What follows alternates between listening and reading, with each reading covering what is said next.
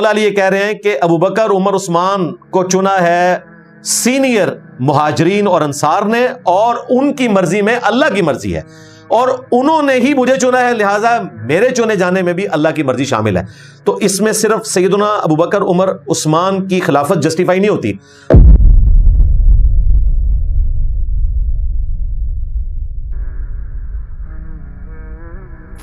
مولا علی علیہ السلام کا ایک خط بھی پریزنٹ کروں گا جو انہوں نے حضرت معاویہ رضی اللہ تعالیٰ عنہ کے نام لکھا۔ اب یہ جو خط ہے مکتوب نمبر 6، یہ اہل سنت اور اہل تشیع دونوں کے لیے اس اعتبار سے گائیڈ لائنز پرووائڈ کرتا ہے کہ ہمارا حضرت معاویہ رضی اللہ تعالیٰ عنہ کے بارے میں عقیدہ کیا ہونا چاہیے۔ اہل تشیع کو تو ویسے ہی قبول کرنا چاہیے، یہ نہج البلاغہ سے میں پیش کر رہا ہوں۔ اہل سنت کو بھی اندازہ ہوگا کہ نہج البلاغہ میں ایسا مواد موجود ہے کہ جو اس چیز کو سپورٹ کرتا ہے جو اہل سنت میں اہل البیت علیہ السلام سے محبت رکھنے والے لوگ، خلفائے ثلاثہ کا احترام کرنے والے لوگ، امہات المومنین کو ڈیو رسپیکٹ دینے والے لوگ، اور بنو امیہ کو کنڈیم کرنے والے لوگ عقیدہ رکھتے ہیں، اس کو سپورٹیو یہ چیز موجود ہے۔ معاویہ ابن ابی سفیان کے نام، جن لوگوں نے ابو بکر عمر اور عثمان کی بیعت کی تھی، انہوں نے میرے ہاتھ پر اسی اصول کے مطابق بیعت کی جس اصول پر وہ ان کی بیعت کر چکے تھے۔ یہ حضرت معاویہ کو قائل کیا جا رہا ہے کہ آپ میری بیعت کریں، اور اس کی بنیاد یہ ہے کہ مجھے انہی اصحاب نے خلیفہ چنا ہے جنہوں نے ابو بکر عمر عثمان کو چنا تھا، لہٰذا اب پیچھے اختلاف والی بات ہی کوئی نہیں، اور اس کی بنا پر جو حاضر ہے اسے پھر نظر ثانی کا حق نہیں، اور جو بر وقت موجود نہ ہو اسے رد کرنے کا اختیار نہیں، اور شورا کا حق صرف مہاجرین اور انصار کو ہے۔ وہ اگر کسی پر ایکا کریں اور اسے خلیفہ سمجھ لیں تو اسی میں اللہ کی رضا اور خوشنودی سمجھی جائے گی۔ یعنی مولا علی یہ کہہ رہے ہیں کہ ابو بکر عمر عثمان کو چنا ہے سینئر مہاجرین اور انصار نے، اور ان کی مرضی میں اللہ کی مرضی ہے، اور انہوں نے ہی مجھے چنا ہے، لہٰذا میرے چنے جانے میں بھی اللہ کی مرضی شامل ہے۔ تو اس میں صرف سیدنا ابو بکر عمر عثمان کی خلافت جسٹیفائی نہیں ہوتی، بلکہ وہ لوگ جو کہ حضرت معاویہ رضی اللہ تعالیٰ عنہ کے حوالے سے یہ نظریہ رکھتے ہیں کہ انہوں نے کوئی قصاص عثمان کو جو بنیاد بنایا ہوا تھا، اس وجہ سے وہ بیعت نہیں کر رہے تھے، تو بیعت پہلے کرنی چاہیے تھی، اس کے بعد خلیفہ وقت کی بات ماننی چاہیے تھی، کیونکہ مولا علی کی بیعت کرنا یہ اللہ کی خوشنودی ہے، کیونکہ انہی اصحاب نے چنا خلیفہ جنہوں نے ابو بکر عمر اور عثمان کو چنا رضی اللہ عنہم اجمعین وعلیہم السلام اجمعین۔ اب جو کوئی اس کی شخصیت پر اعتراض یا نیا نظریہ اختیار کرتا ہو، الگ ہو جائے، تو اسے وہ سب اسی طرف واپس لائیں گے۔ انہوں نے کہا کہ اب چونکہ تم بیعت نہیں کر رہے ہو تو باقی اصحاب کا کام ہے کہ تمہیں واپس لے کر آئیں جدھر سے وہ منحرف ہوا تھا،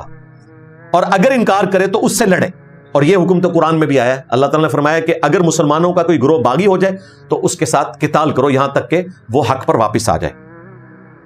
کیونکہ وہ مومنوں کے طریقے سے ہٹ کر دوسری راہ پر ہو لیا ہے، اور جدھر وہ پھر گیا ہے اللہ تعالیٰ بھی اسے ادھر ہی پھیر دے گا۔ یہ سورۃ النساء کی جو آیت نمبر 115 ہے، اجماع امت کے اوپر جو دلیل ہے، وَيَتَّبِعْ غَيْرَ سَبِيلِ الْمُؤْمِنِينَ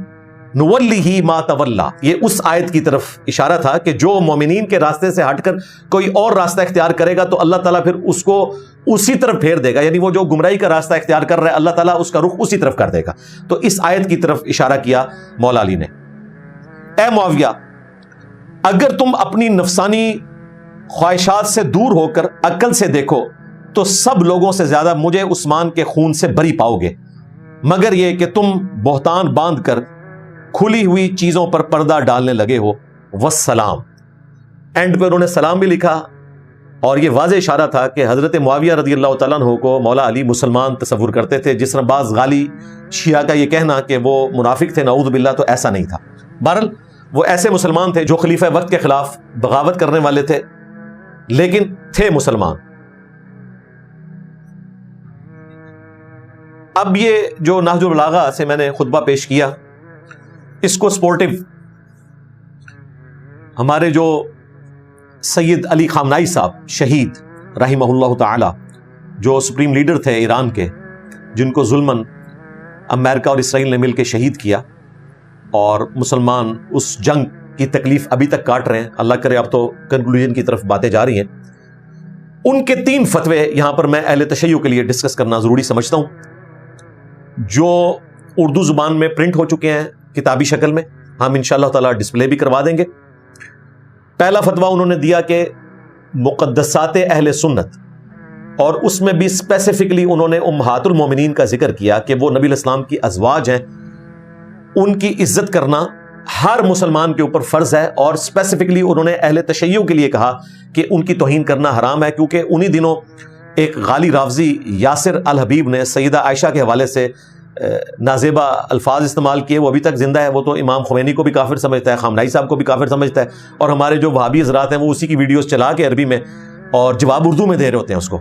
اور عام مسلمانوں کو بتا رہے ہوتے ہیں کہ دیکھو یہ امہات المومنین کی توہین کر رہا ہے۔ اور بھائی وہ تو خامنائی صاحب کو بھی کافر سمجھتا ہے، امام خمینی کو بھی کافر سمجھتا ہے، اس کا اہل تشیع سے کوئی لینا دینا نہیں ہے۔ تو اس کے خلاف فتویٰ دیا۔ جب چند عرب ٹیلی ویژنز کے اوپر اس کی ویڈیوز آئیں تو خامنائی صاحب نے کہا کہ مقدسات اہل سنت کی توہین کرنا یہ حرام ہے، یہ اہل تشیع کے مکتب میں جائز نہیں ہے۔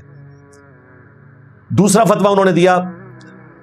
جب ان سے پوچھا گیا کہ اہل سنت کی اقتداء میں آپ نماز پڑھ سکتے ہیں، تو انہوں نے کہا کہ اہل سنت کی اقتداء میں نماز پڑھنا بالکل درست ہے، اور یہاں تک انہوں نے کہا کہ اگر اہل سنت کی حکومت آپ کو باؤنڈ کرے کہ آپ نے ہاتھ باندھ کر نماز پڑھنی ہے، تب بھی آپ اہل سنت امام کے پیچھے نماز پڑھیں، الگ سے اپنی جماعت قائم نہ کریں۔ اور پریکٹیکلی ہم دیکھتے ہیں سعودی عرب کے اندر حرمین میں آپ کو اہل تشیع امام کعبہ کے پیچھے، مسجد نبوی کے امام کے پیچھے نماز پڑھتے ہوئے نظر آئیں گے، اور الگ سے اپنی جماعت نہیں کروائیں گے۔ اور ان کے امام کا فتویٰ تو یہ ہے کہ اگر وہ ہاتھ باندھ کر حکم دیں تو آپ نے ہاتھ باندھ کر نماز پڑھنی ہے۔ حالانکہ شیعہ کی فقہ میں مسئلہ یہ بتایا جاتا ہے کہ ہاتھ باندھنے سے نماز فاسد ہو جاتی ہے، ہمارے نزدیک تو یہ بالکل باطل ہے۔ ہاتھ باندھ کر نماز پڑھنا بھی سنت ہے، ہاتھ چھوڑ کر نماز پڑھنا بھی سنت ہے، آج ٹاپک نہیں ہے۔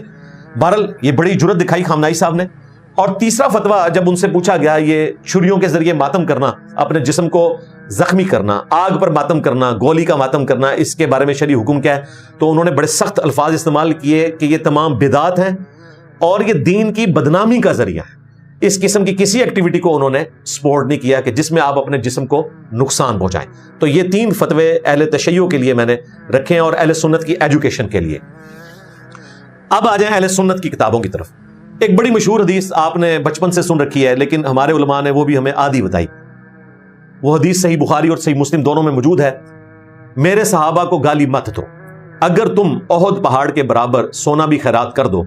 تو میرے صحابہ میں سے اگر کسی نے 1 مد یعنی تقریباً 600 گرام، آدھا کلو خیرات کیا تو اس کے 600 گرام گندم خیرات کرنے کے برابر تم نہیں ہو سکتے، حالانکہ تم احد پہاڑ جو کہ 7.5 کلومیٹر پہ پھیلا ہوا چٹیل پہاڑ ہے پتھر کا، اس کے برابر سونا بھی خیرات کرو۔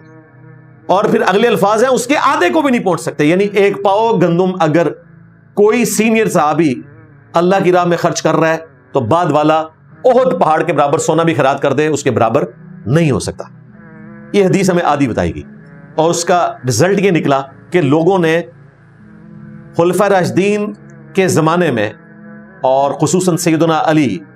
رضی اللہ تعالیٰ عنہ کے دور میں جن علاقوں پر بنو امیہ کی حکومت تھی، وہاں پر جو سیدنا علی کی توہین تھی ممبروں سے، اس کو چھپانے کی کوشش کی۔ پوری حدیث یہ صحیح مسلم کے اندر موجود ہے۔ بخاری میں اس کا کچھ حصہ ہے، مسلم میں پورا اس کا کانٹیکسٹ ہے۔ ویسے تو یہ کہتے ہیں کہ جی کانٹیکسٹ بتائیں، شان نزول بتائیں، تو یہ شان ارشاد حدیث کا کیا تھا؟ اس میں الفاظ ہیں کہ خالد ابن ولید رضی اللہ تعالیٰ عنہ نے ایک دفعہ جذبات میں آ کر حضرت عبد الرحمن بن عوف کو گالیاں دی جب ان کا آپس میں جھگڑا ہوا۔ عبد الرحمن بن عوف رضی اللہ تعالیٰ عنہ نے آ کے شکایت کی نبی علیہ السلام کو، تو آپ علیہ السلام نے حضرت خالد ابن ولید سے کہا تھا کہ خالد اب تم میرے صحابہ کو گالی مت دو،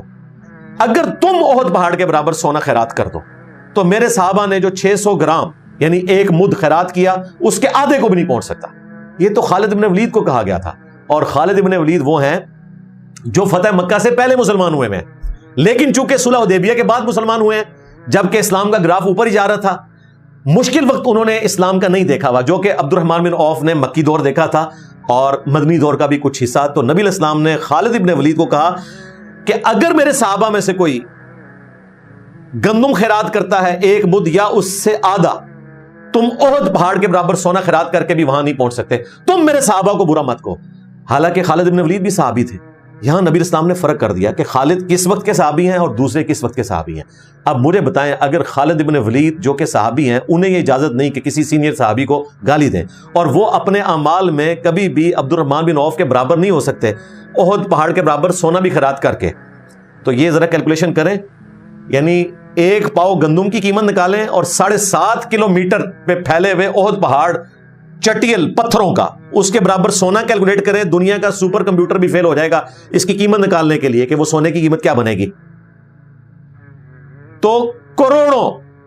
اربوں خالد ابن ولید ہوں, ایک عبد الرحمن بن عوف کو نہیں پہنچ سکتے, اور مولا علی ان کو تو آپ چھوڑ دیں کہ ان کا مرتبہ کس بڑے لیول کا ہے. تو بیسیکلی صحابہ اکرام کو ڈرایا گیا تھا کہ تم نے یہ کام نہیں کرنا, لہٰذا اولین مخاطب اس کے صحابہ اکرام ہیں. اگر صحابہ میں سے کوئی صحابی یا اس کے انڈر کسی دوسرے صحابی کو گالی گلوچ کا معاملہ کیا جاتا ہے تو وہ بڑا مجرم ہے. آج کا جو مسلمان ہے وہ کم مجرم ہے کیونکہ اس نے وہ وقت نہیں دیکھا ہوا. اور اسپیسیفکلی حدیث